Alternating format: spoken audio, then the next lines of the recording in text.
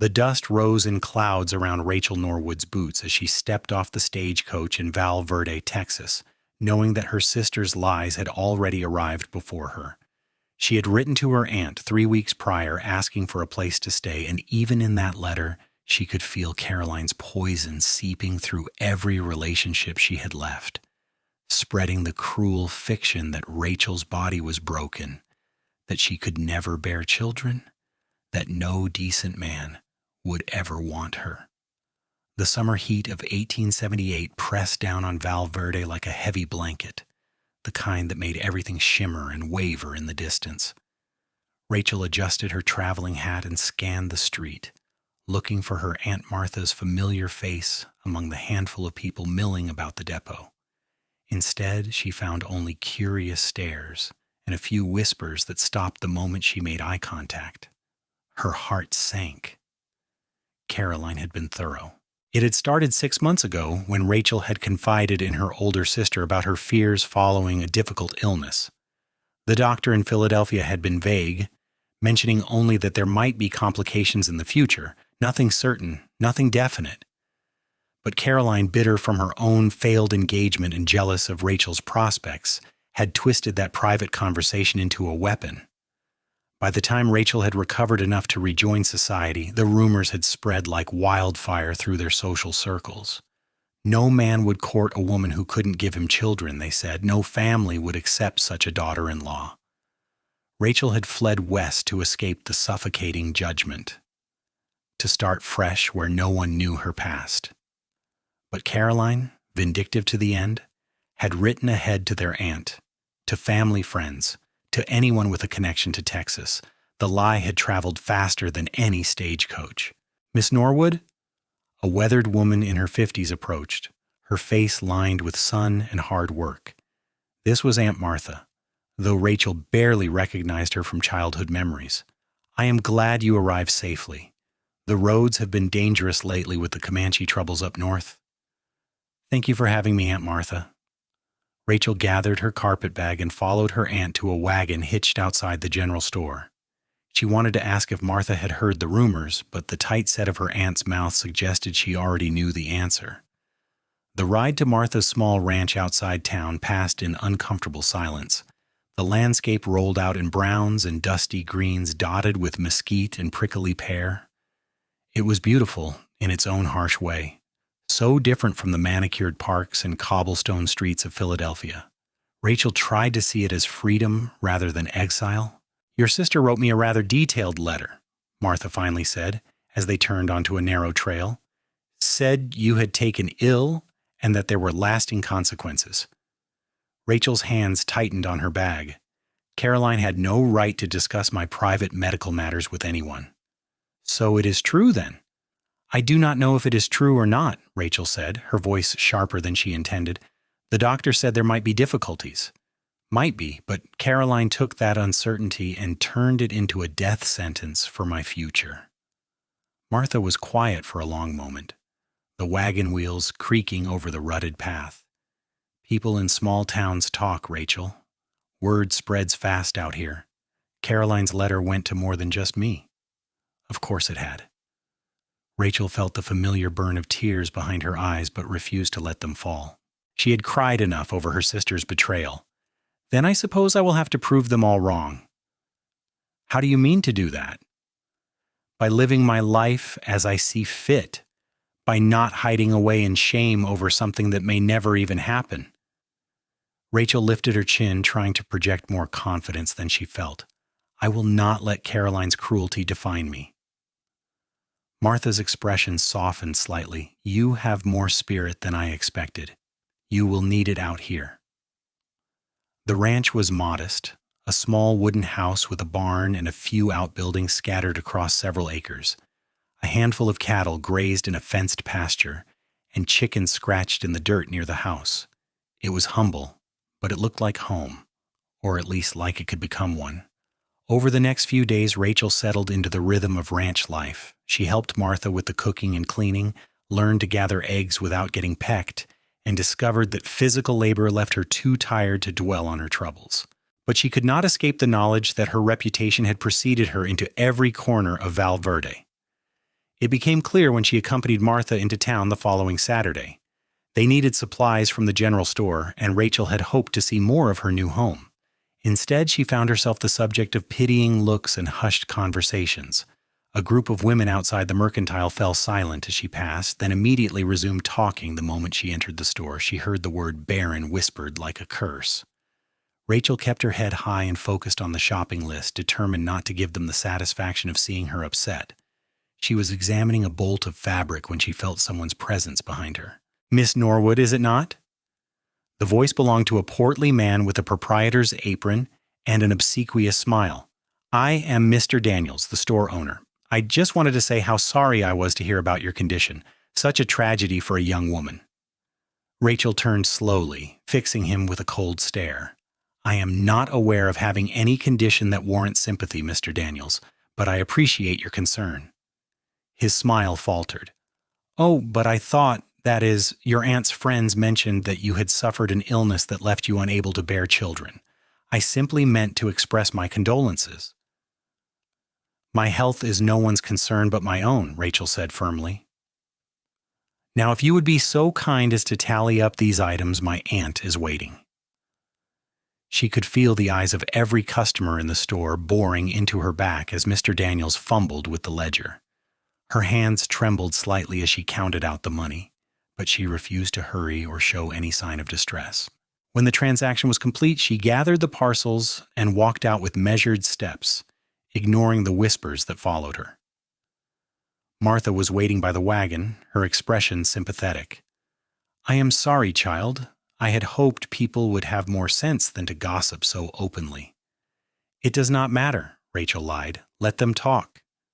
But it did matter. Over the following weeks, Rachel found herself increasingly isolated. Women she tried to befriend at church would make polite excuses to avoid her company.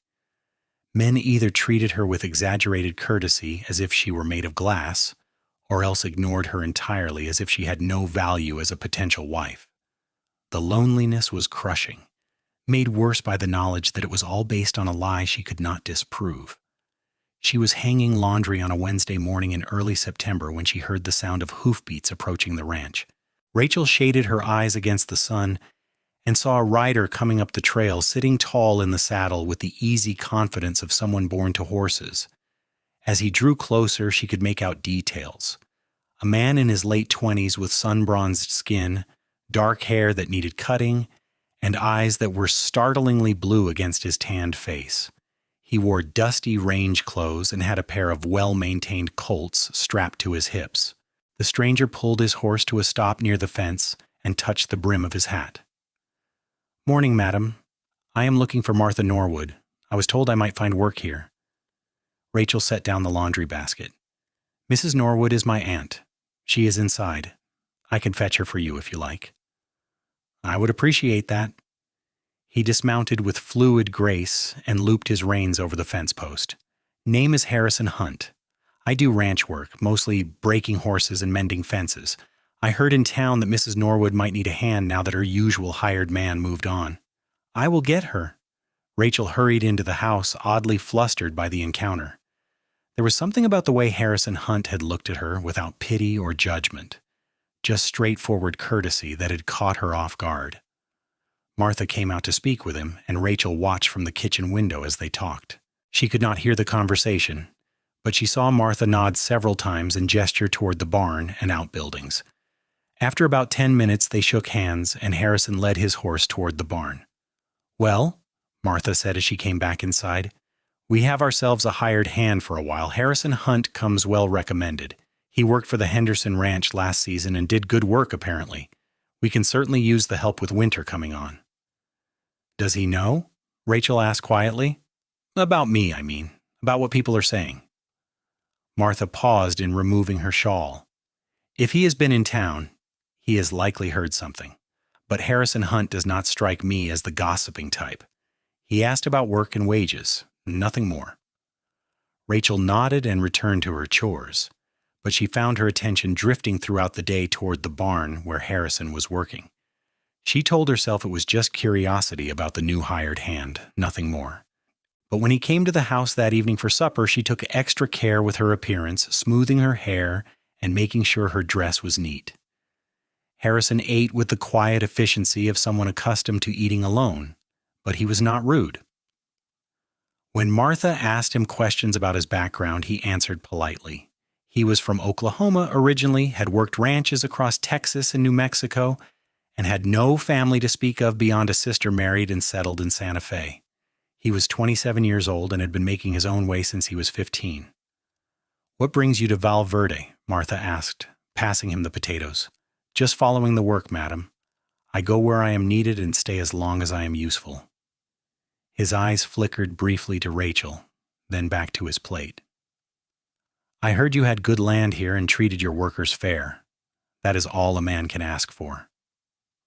After supper, Harrison excused himself to the small room in the barn that Martha had set up for hired hands. Rachel helped her aunt with the dishes, very aware that she had barely spoken during the meal. "He seems nice enough," Martha said, scrubbing a pot. "Quiet, but respectful. We could do worse for help." "Yes," Rachel agreed, though her mind was already wandering to the way Harrison had smiled slightly when Martha had told a story about her late husband. It had been a small, genuine expression that had transformed his serious face. Over the next several days, Rachel found herself increasingly aware of Harrison's presence on the ranch. He was up before dawn and worked steadily through the day, repairing the fence line, mucking out stalls, and beginning the process of breaking a young gelding that Martha had acquired. He was patient with the horse, never rough or impatient, and Rachel often found herself watching him work from the garden where she was pulling up the last of the summer vegetables.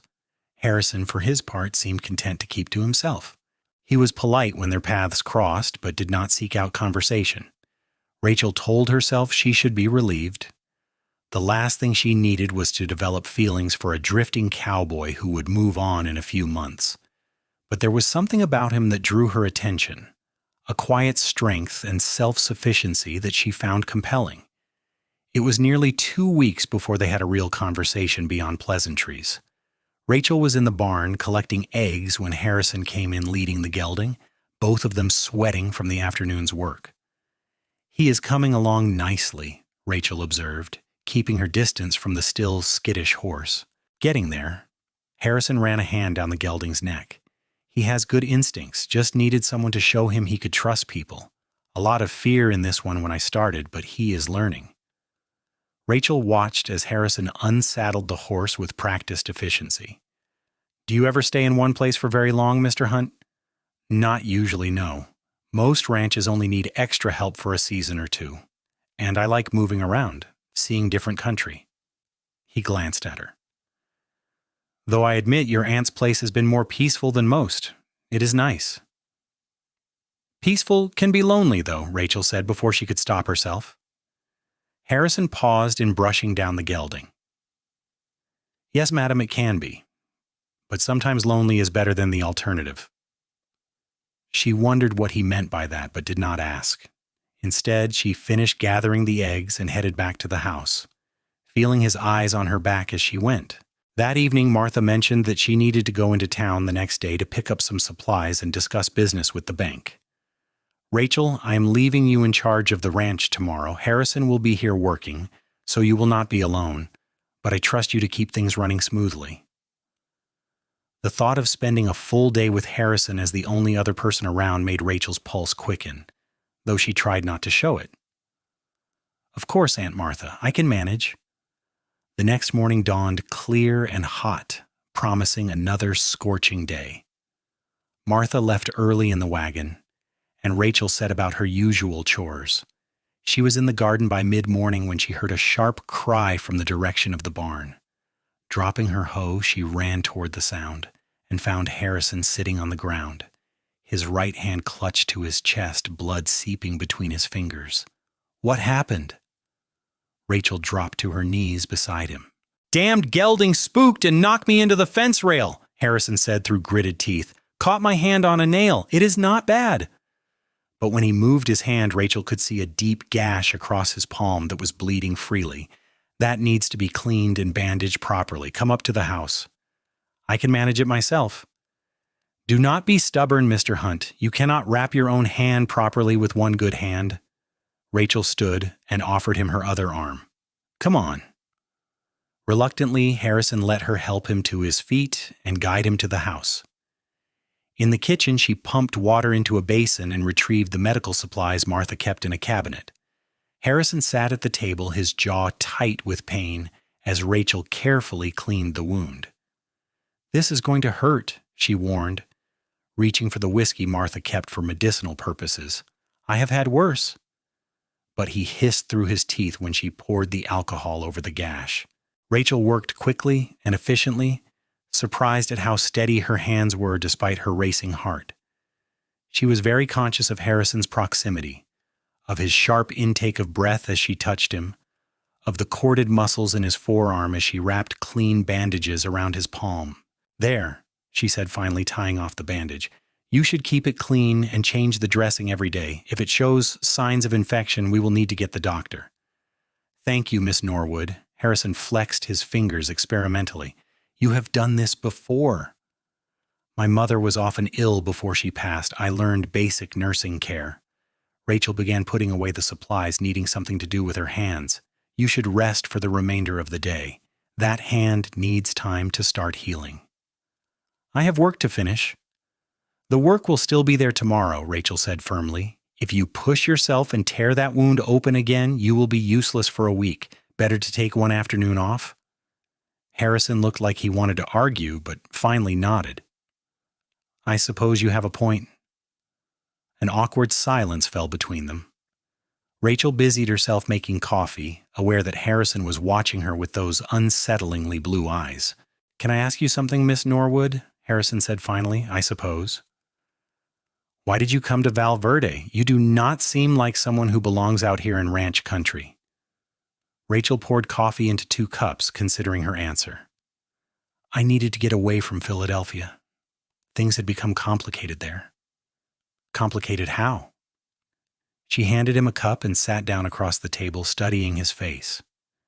There was no judgment there, no prying curiosity, just honest interest. Something about that openness made her want to confide in him.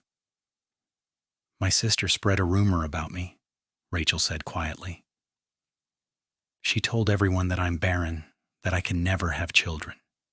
It does not matter that it might not even be true, that the doctor was never certain about anything. The damage was done.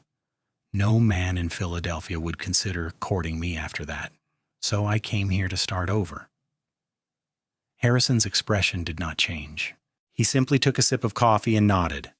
"And your sister came too, I take it?" "No, but she rode ahead to make sure the rumor followed me." Rachel heard the bitterness in her own voice. "Caroline has always been jealous of me, but I never thought she would be so cruel."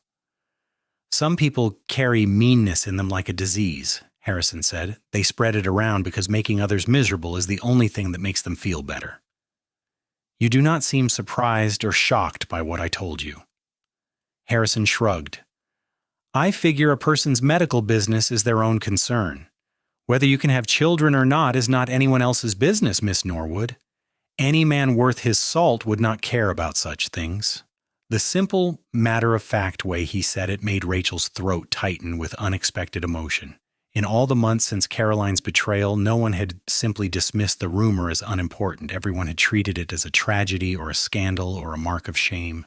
But Harrison Hunt just sat there drinking his coffee as if she had told him something as insignificant as the weather. "Thank you," she managed.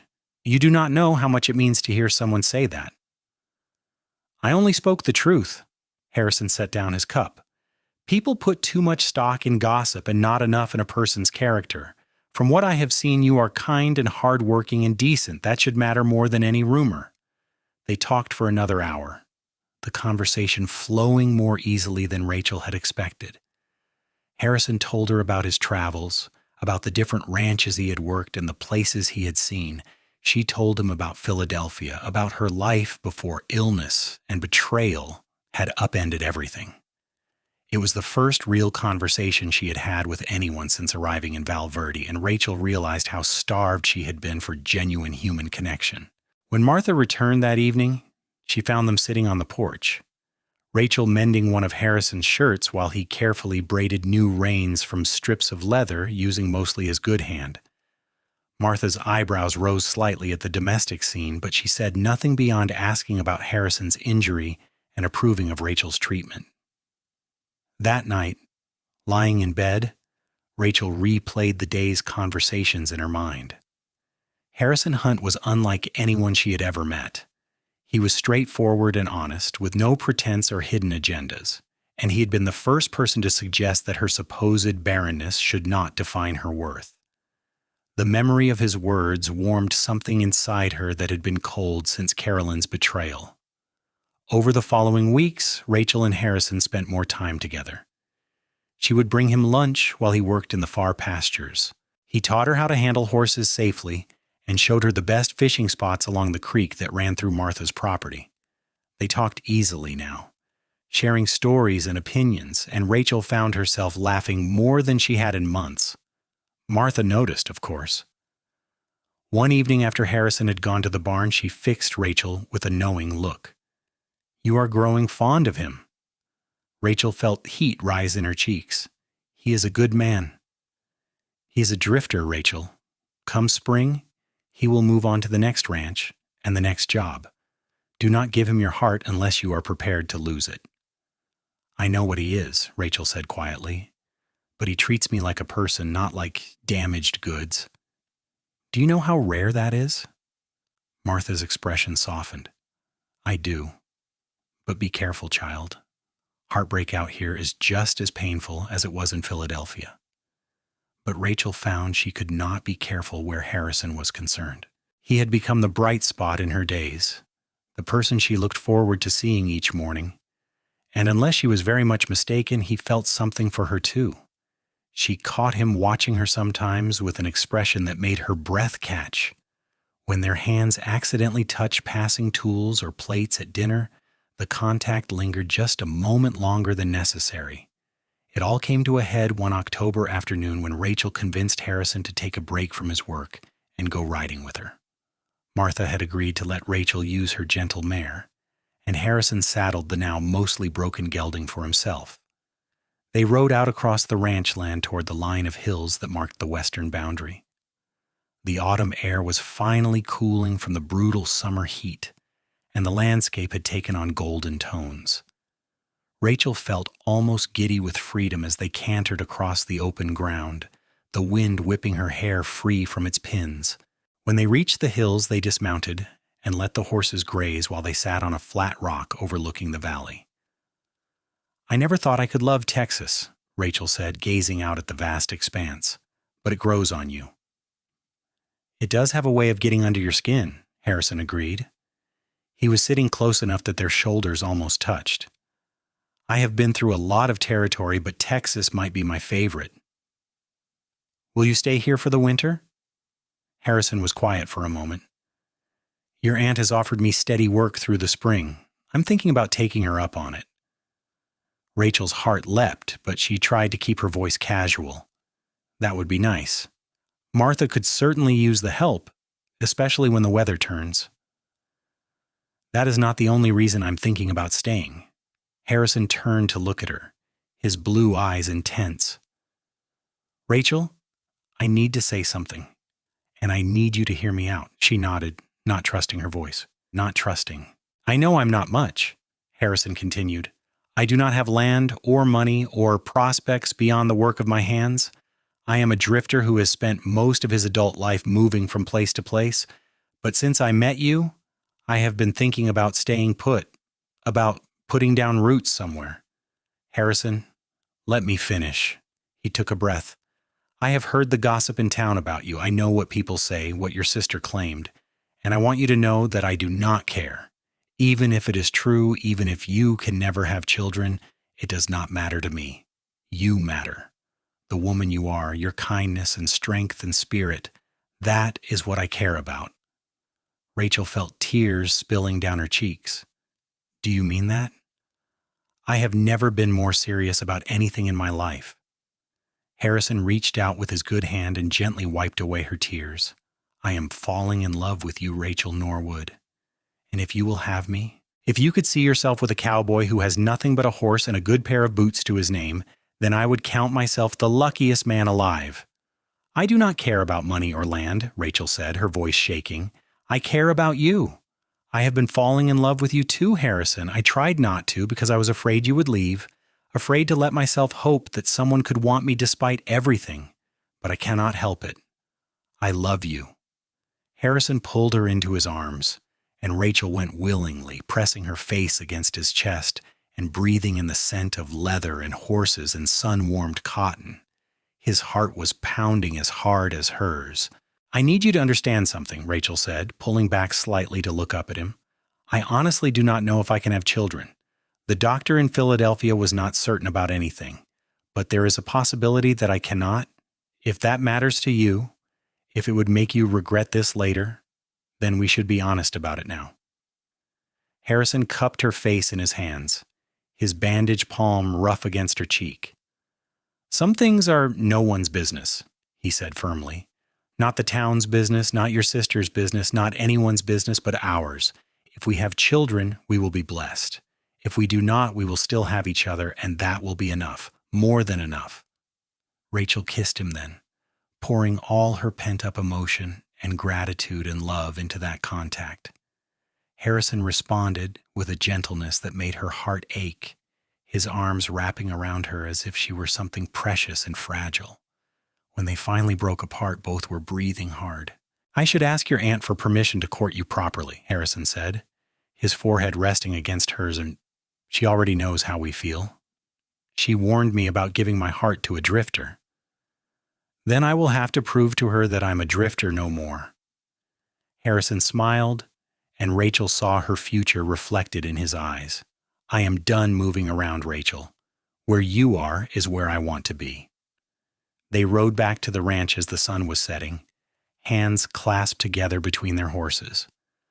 Martha was waiting on the porch, and one look at their faces told her everything she needed to know.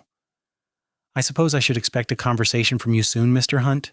Martha said dryly. Yes, madam. If you will spare me a few minutes of your time this evening. I suppose I can manage that. But Martha was smiling as she went inside to start supper. The conversation that night was brief but significant. Harrison formally asked for permission to court Rachel with the intention of marriage.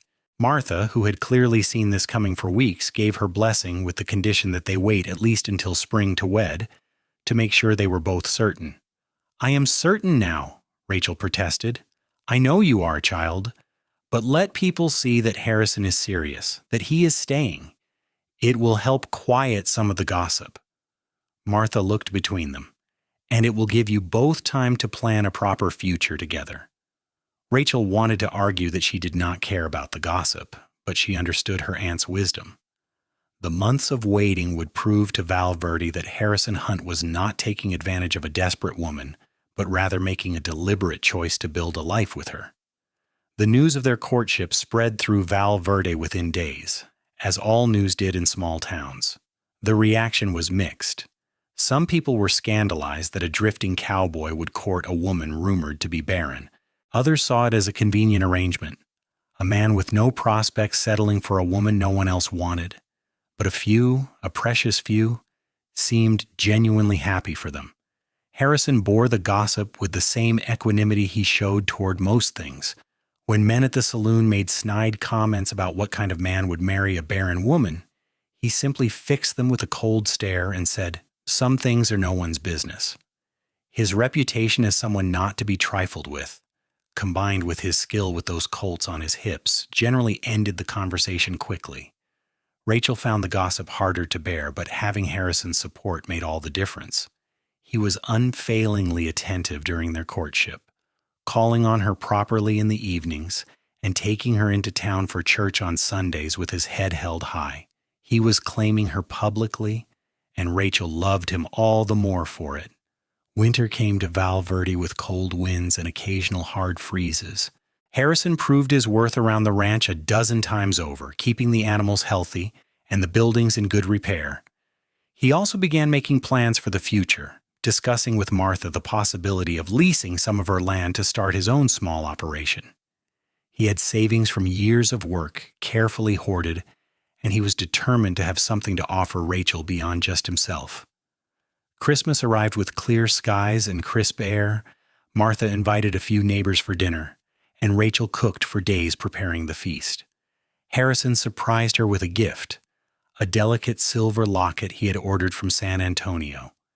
Inside was a tiny photograph of the two of them that a traveling photographer had taken in town the previous month. "So you will always have me close to your heart," Harrison said as he fastened it around her neck. Rachel's gift to him was more practical, but no less heartfelt, a new pair of leather gloves lined with sheepskin for the cold winter work.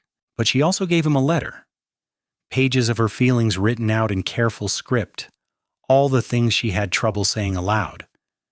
Harrison read it that night in the privacy of the barn, and then tucked it carefully into his saddlebag, where he kept his most important possessions. January brought bitter cold, and the news that Caroline Norwood was engaged to a wealthy merchant in Philadelphia. Martha's sister had written with the information, including a snide comment about how Caroline had made an excellent match while poor Rachel had settled for a cowboy. Martha tossed the letter into the fire without showing it to Rachel, but the news got around anyway. When Rachel heard, she waited for the old pain and jealousy to rise up. Instead, she felt only pity for her sister. Caroline had traded her integrity for wealth and status, while Rachel had found genuine love and respect. She knew what she would choose 1,000 times over. "Does it bother you?" Harrison asked that evening as they sat on the porch despite the cold, wrapped in blankets and watching the stars, "that your sister is marrying rich while you are stuck with a cowboy?" "You are not just a cowboy, you are my cowboy," Rachel said firmly. "And I would rather have one honest man who loves me than all the wealthy merchants in Philadelphia. Caroline can have her money. I have something far more valuable." Harrison kissed her temple. "I will spend the rest of my life making sure you never regret choosing me." "I could never regret it. You saved me, Harrison. Not just from loneliness, but from believing the lies about myself. You showed me that I have worth beyond my ability to bear children." "You have always had worth, Rachel. I just helped you see it." February brought the first real signs of spring, and with it, wedding preparations. Rachel and Harrison had set the date for the first Saturday in March, wanting to marry before the busy season of spring work began. The wedding would be simple, held in the small church in Val Verde with only a handful of guests.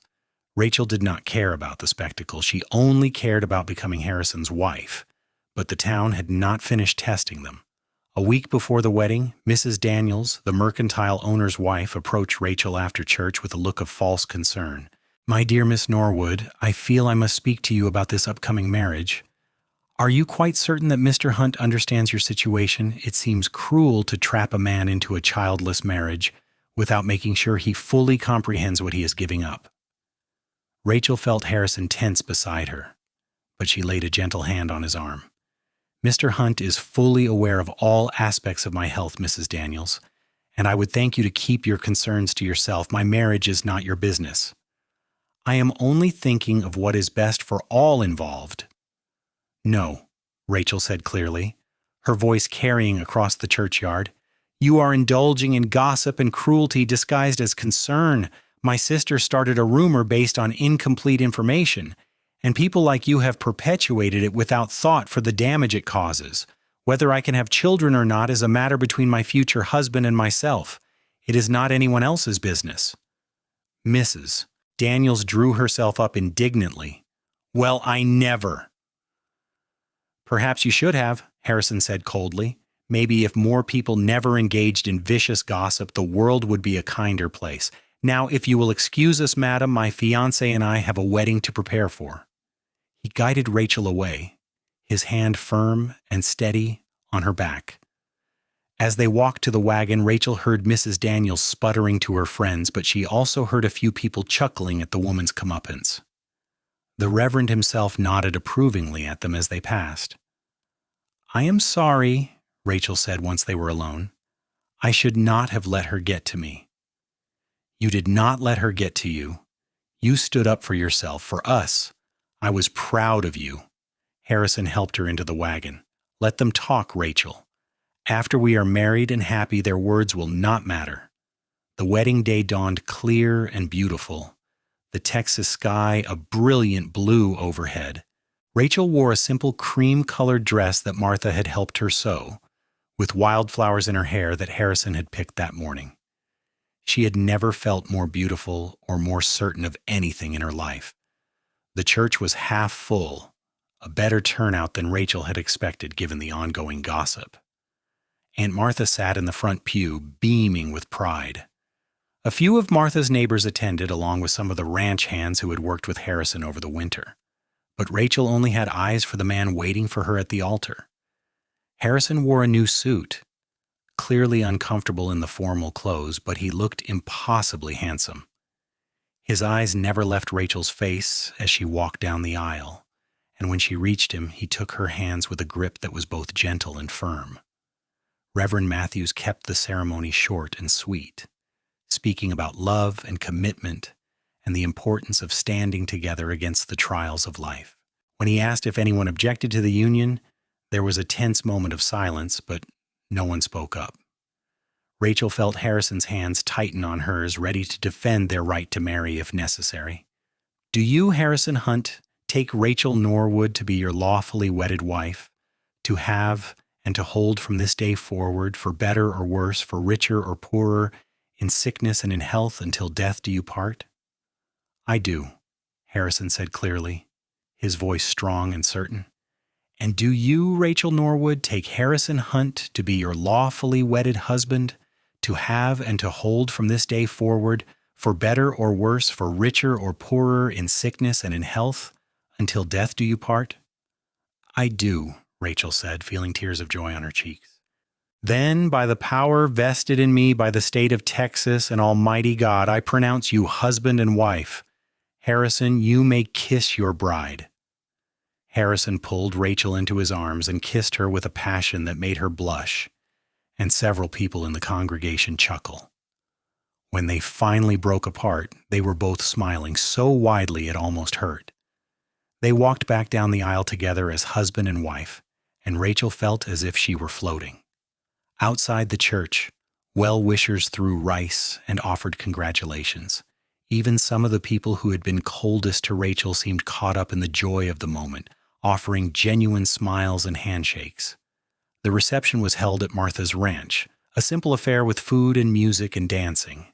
Harrison proved to be a surprisingly good dancer, whirling Rachel around the makeshift dance floor in the barn until she was breathless with laughter. As the sun set and lanterns were lit, Rachel stood in her husband's arms and thought she had never been happier. "Ready to start our life together, Mrs. Hunt?" Harrison murmured in her ear.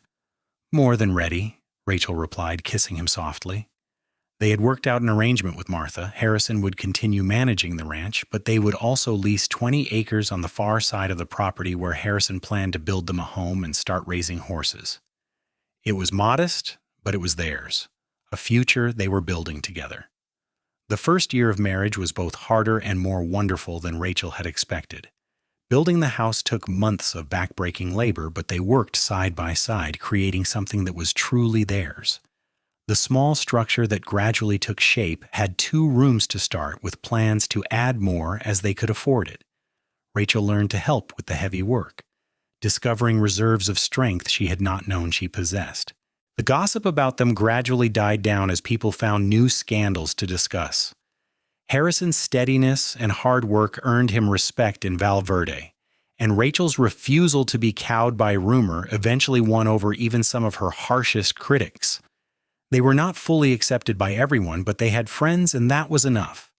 The question of children hung over them like a shadow that first year.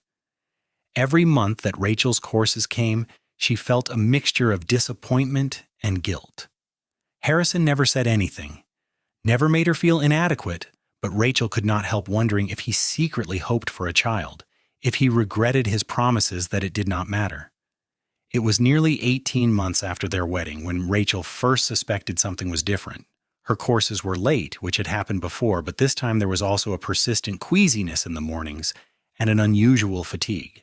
She did not want to hope, did not want to face the disappointment if she was wrong. But when another week passed and then another, she finally confided in Martha. "I think I might be with child," Rachel whispered, barely able to say the words aloud. but I'm afraid to believe it." Martha hugged her tightly. "Then we will wait and see, child. No use borrowing trouble or joy until we know for certain." It was another month before Rachel was sure enough to tell Harrison. She chose a quiet evening when they were alone in their small house, sitting by the fire after supper. Her hands were shaking as she took his hand and placed it on her still flat stomach. "I am pregnant," she said simply. "I am going to have a baby. We are going to have a baby." Harrison's face went through a dozen emotions in quick succession: shock, disbelief, hope, and finally pure joy. "Are you certain?" "As certain as I can be without a doctor. But Harrison, I am so afraid. What if something goes wrong? What if the doctor was right and my body cannot do this?" "Then we will face it together," Harrison said firmly, pulling her into his lap. "But Rachel, I want you to hear me. If this pregnancy happens and we have a child, that will be a blessing. If something goes wrong and we do not, I will not love you any less. You are not just a vessel for children.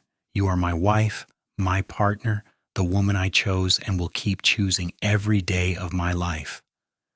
Rachel cried then, tears of relief and fear and overwhelming love. "I am so scared, but I am so happy too." "I know, I am scared too. But we will get through this together." They told Martha the next day, and she immediately began making plans. They would need to bring in the doctor from town for regular checkups, prepare the house for a baby, and make sure Rachel did not overwork herself. Harrison became almost comically protective, insisting that Rachel rest more and refusing to let her lift anything heavy. "I am pregnant, not made of glass," Rachel protested after he carried her over a puddle in the yard. "I know, but indulge me. I never thought I would get to be a father. Let me enjoy fussing over you." As Rachel's pregnancy progressed and became obvious, Val Verde had to confront the fact that Caroline's rumor had been wrong. Some people had the grace to apologize to Rachel for believing the gossip. Others simply pretended they had never said anything unkind. And a few, like Mrs. Daniels, remained coldly disapproving, as if Rachel's pregnancy was somehow an affront to them personally. Rachel found she did not care. She was too busy being happy, preparing for the baby, and marveling at the changes in her body. Harrison talked to her growing belly every night, telling their child stories about horses in Texas and how much they were loved already. "What if I am not a good mother?" Rachel worried one night as she felt the baby moving inside her. "What if I do not know what to do?"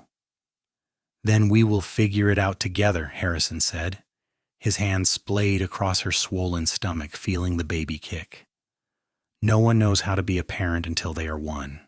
We will make mistakes, but we will love this child with everything we have, and that is what matters." Rachel went into labor on a sweltering day in late July of 1880, nearly 2 years after she had first arrived in Val Verde as a lonely, heartbroken woman. Martha sent for the doctor immediately while Harrison paced outside the bedroom, too anxious to sit still. The labor was long and difficult, and there were moments when both Rachel and Harrison feared the worst. But as the sun was setting, filling the room with golden light, Rachel gave birth to a healthy baby boy. The doctor placed the squalling infant on Rachel's chest, and she stared down at him in absolute wonder. "Harrison," she called weakly, "come meet your son." Harrison burst into the room, his eyes wild with concern until he saw Rachel holding the baby. Then he seemed to crumble, dropping to his knees beside the bed with tears streaming down his face. "He is perfect," Harrison whispered, touching the baby's tiny hand with one finger. "Rachel, he is perfect." "He is ours," Rachel said, her own tears falling onto the baby's downy head. "Our miracle." They named him Henry Hunt, after Harrison's father, who he barely remembered but had loved. Little Henry was a content baby, easygoing and quick to smile. Harrison was besotted from the moment he held his son, and Rachel often found him just watching the baby sleep with an expression of pure wonder on his face. The gossips of Val Verde had to eat their words completely now. Not only was Rachel not barren, but she was clearly thriving as a mother. Some people had the grace to admit they had been wrong to spread rumors. Others simply moved on to new targets for their vitriol. "I should write to Caroline," Rachel said one day as she nursed Henry. "Tell her that her lie did not ruin my life, that I found happiness despite her best efforts." "Do you think it would make a difference?" Harrison asked from where he was repairing a bridle. "Probably not, but I want her to know that cruelty does not always win." Rachel looked down at her son's perfect face. "I want her to know that some people, like you, value character over gossip, that some things really are no one's business but our own." In the end, Rachel did write the letter, a brief note informing Caroline of her marriage and Henry's birth. She did not receive a response, which did not surprise her. Caroline had made her choices and would have to live with them. Life settled into a busy but contented rhythm. Harrison's horse breeding operation began to turn a profit, earning him a reputation for training quality animals. Rachel managed their household and cared for Henry, but she also helped with the horses when she could, discovering she had a knack for the gentle work of calming nervous animals. Henry grew into a happy toddler, and when he was 2 years old, Rachel discovered she was pregnant again. This time there was no fear or disbelief, only joy and excitement. Their daughter, whom they named Helen, was born in the spring of 1883, a tiny thing with her mother's dark hair and her father's blue eyes. "Two miracles," Harrison said, holding Helen while Henry climbed on the bed to see his new sister. "How did I get so lucky?" "We got lucky," Rachel corrected, reaching out to pull her family close. "All of us." Martha lived to see 2 more grandnieces before she passed peacefully in her sleep in the winter of 1885.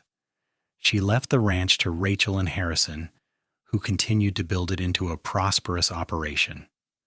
The small house they had built grew over the years, adding rooms as their family and fortunes expanded. Rachel gave birth to 2 more children, another boy they named Harold in 1885, and finally another girl, Ruth, in 1888. Each pregnancy was easier than the last, and Rachel marveled at how her body, once declared broken and useless, had given her 4 beautiful children. The children grew up surrounded by love and horses, learning to ride almost before they could walk. Harrison taught them about integrity and hard work, while Rachel instilled in them the importance of kindness and standing up against gossip and cruelty. They were a family forged by adversity and strengthened by love. By the time Rachel turned 40 in 1895, she and Harrison had been married for 17 years. Their children were growing into fine young people. Henry was 15 and already helping run the ranch. Helen was a spirited 12-year-old who wanted to train horses like her father. Harold was 10 and showed signs of being a natural veterinarian with his gentle touch with animals. And little Ruth, 7 years old, was the family storyteller, always spinning tales and making everyone laugh. The house they had built together had become a home filled with laughter and warmth. The ranch was prosperous, known throughout Texas for quality horses and fair dealing. Rachel and Harrison had built something lasting, something that would endure beyond their own lives. One evening, Rachel and Harrison sat on the porch of their home, watching the sunset paint the Texas sky in shades of orange and purple. The sounds of their children playing drifted out from the house, mixed with the evening sounds of horses settling in the barn. "Do you ever think about that day we met?" Rachel asked, leaning against Harrison's shoulder. "When you came looking for work?" "Every day," Harrison replied, kissing the top of her head. "Best decision I ever made, staying here." "Best decision I ever made was getting on that stagecoach to Val Verde. Even though I was running away from pain, I was really running toward you." "We were meant to find each other," Harrison said. "All the gossip, all the cruelty from your sister, all of it led you here to me, led us to this." He gestured at the ranch, the home, the life they had built together. Rachel nodded, thinking about how far she had come from that heartbroken woman stepping off the stagecoach 17 years ago. She had believed her life was over, that Carolyn's lies had destroyed any chance of happiness, but Harrison had shown her that some things truly were no one's business but their own. that love could flourish in the most unexpected places, and that the cruelest lies could not stand against the truth of two people committed to each other. "I love you," Rachel said, the words as true and strong as the day she had first spoken them on that hillside overlooking the valley. "I love you too," Harrison replied. "Today, tomorrow, and every day after, until there are no more days left." They sat together as the stars began to emerge in the darkening sky, their hands clasped, their hearts full. The gossip that had once threatened to destroy Rachel had faded into memory, replaced by the solid truth of their life together. They had 4 children when the town had declared she could have none. They had built a prosperous ranch when people had whispered she would be a burden. They had created a love story that started with cruelty but ended in triumph. The years continued to pass, each one bringing its own joys and challenges. Henry eventually married a kind woman from a neighboring ranch and began his own horse breeding operation on land that Harrison and Rachel gave him. Helen surprised everyone by becoming one of the first female veterinarians in Texas, her natural talent with animals leading her to formal training. Harold became a teacher, sharing his love of learning with the children of Val Verde, and Ruth grew up to be a writer, penning stories about the West that were published in magazines across the country. Rachel and Harrison became grandparents, and then great-grandparents, their family tree spreading and flourishing across Texas. The ranch remained in the family, passed down through generations, each one adding their own chapter to the story. When Rachel was 62, she finally received a letter from Carolyn. Her sister was a widow now, her wealthy merchant husband having passed away, leaving her comfortable but lonely. The letter was stiff and formal, but buried in the polite phrases was something that might have been an apology. Caroline had heard about Rachel's life, about the family and the ranch and the happiness. She wanted Rachel to know that she regretted the lies she had told, that jealousy had poisoned her heart, and she had spent years paying the price.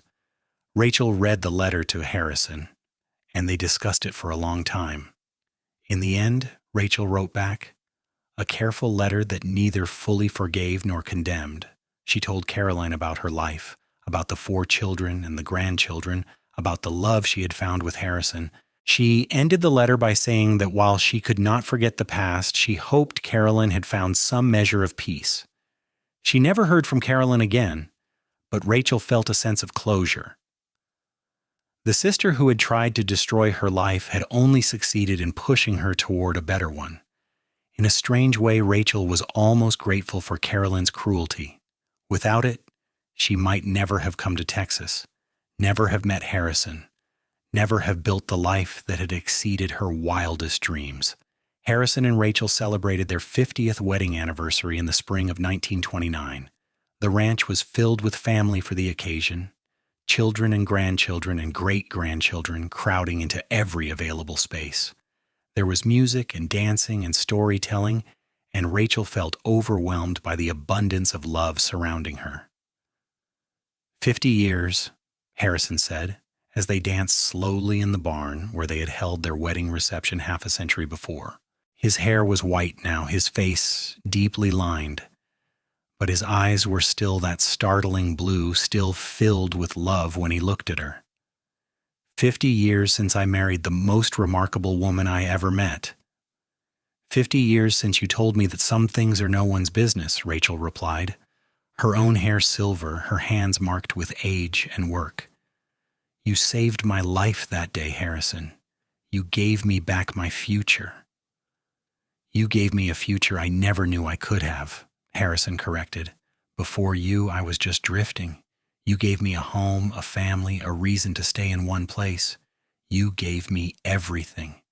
They kissed, surrounded by the celebration of their family, the living proof that love could overcome cruelty, that 2 people standing together could build something beautiful and lasting.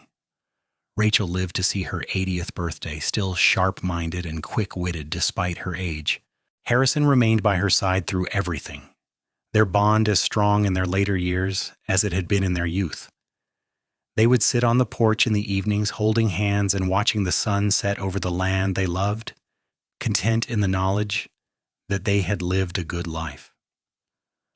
When Rachel finally passed away peacefully in her sleep at the age of 83 in 1938, Harrison was holding her hand.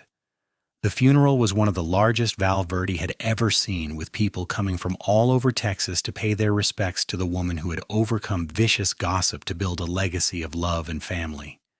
Harrison lived only 6 months after Rachel's death, his heart simply giving out one morning as he sat in his favorite chair on the porch. Their children found him there, a peaceful expression on his face, a photograph of Rachel clutched in his hand. They were buried side by side on a hill overlooking the ranch, their headstones simple, but engraved with words that told their story. Some things are no one's business but our own. Together, forever. The ranch continued on, passed through generations of hunts, each one knowing the story of how it all began. They knew about the cruel sister who had spread lies, about the cowboy who had seen past gossip to the truth of a woman's heart, about the love that had defied expectations and created a dynasty. In the family Bible, carefully preserved and passed down through the years, was a letter Rachel had written near the end of her life. It was addressed to future generations, a testament to the power of love and integrity. My dear children, grandchildren, and all who come after, I write this so you will know where you came from and what values built this family. I came to Texas broken and ashamed, believing the lies told about me, thinking my life was over before it had truly begun. But I found a man who saw me for who I truly was, not what others claimed I should be.